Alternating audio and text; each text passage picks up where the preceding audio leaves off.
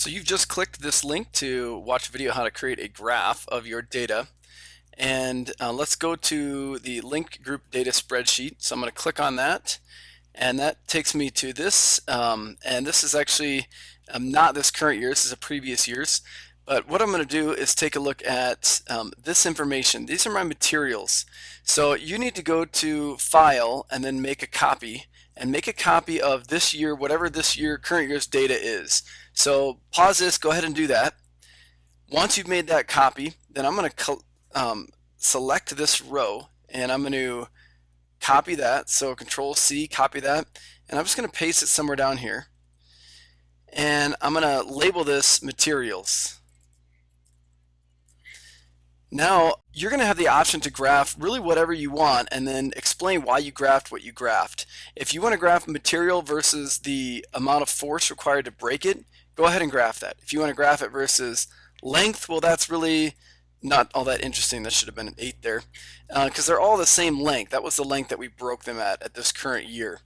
If you want to do it based off deflection before it broke, moment of inertia, modulus of elasticity, which is stiffness of the material, then graph those, but you just need to be able to explain that. So if I choose to graph this on modulus, then let me highlight this one, and I copied it and I'm going to paste it down here and I'm going to write modulus.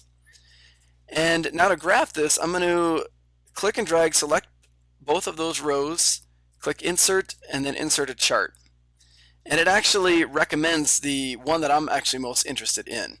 And so this shows modulus versus materials. I'm going to insert this. And so to move it to the front here. And right now I have a graph that shows my styrofoam pieces, my 0-inch styrofoam unidirectional, bidirectional, half-inch uni and bi, 2-inch uni and bi, and then in this particular year we did not have a 4-inch unidirectional. But this shows the stiffness of all these different materials.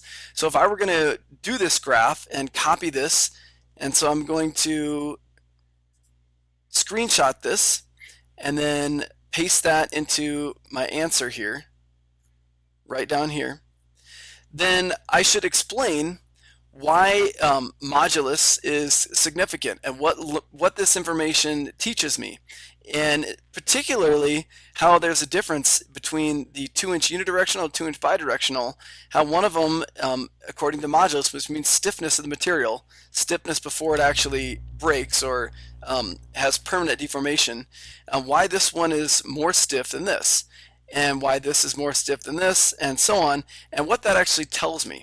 And also looking at a 4-inch piece here versus a 4-inch piece here, not quite double the stiffness. But if I look at a 2-inch, way more than double. So there's a lot of things that you can talk about, and that's just with modulus. So I'm going to click this, I'm going to delete it. If I wanted to graph something different, like let's say force, copy that, paste that down here, and now I select them and I insert a chart. And now I can discuss how force changes, and that's force until it breaks, how that changes with the different material types. So go ahead and choose whichever graph you want, and after you've done that, you've created the graph showing material versus something you choose, then explain why you graphed what you did and how that information is useful for someone who wants to make a styrofoam fiberglass composite. So make sure you are detailed in your explanation and that you talk about your understanding of basic aircraft components, thinking of the wings and the fuselage and the stabilizers, and maybe you're talking about like a light personal aircraft, and then functions of the aircraft as the wings have to provide lift, they have to have certain thicknesses, and there's also benefits and drawbacks to having certain thicknesses as far as overall size and overall weight. So those are all things that you might want to put into your discussion.